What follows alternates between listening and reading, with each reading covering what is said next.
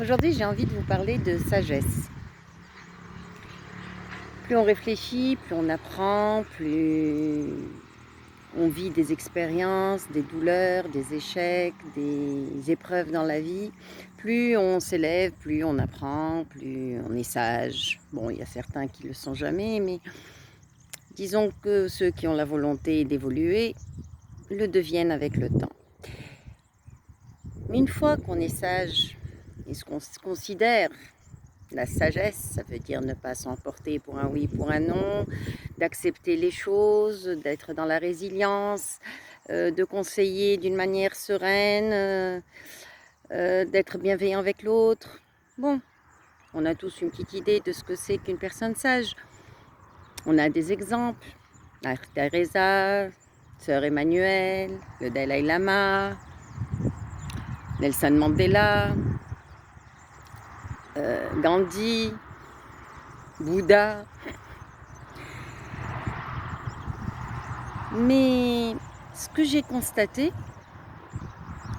en les étudiant de près, c'est que ça ne les a pas isolés du monde, ces gens-là, d'être sages, bien au contraire. Ils ont côtoyé les pires misères, ils ont côtoyé les personnes les plus tourmentées du monde, les personnes les plus écorchées.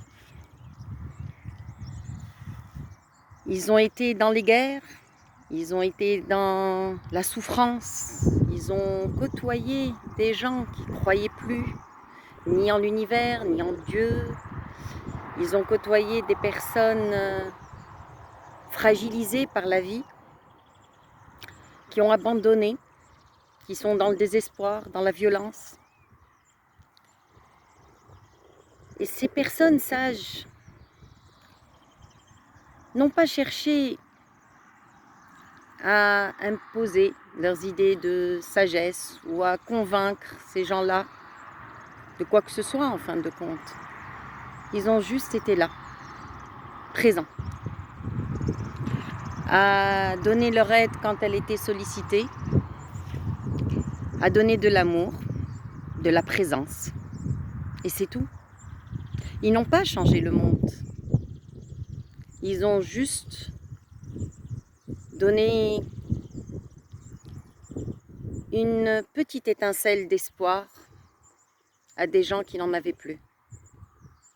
Alors à toute personne qui se pense sage ou qui aspire à la sagesse, ne prêchez pas votre sagesse. Je ne pense pas que ce soit le chemin. Donnez juste de l'amour, donnez juste de l'espoir à ceux qui en ont besoin, ceux qui sont au fond du gouffre, ceux qui sont dans le noir total, ceux qui n'ont pas encore vu la lumière, parce que vous êtes leur lumière. Bonne journée!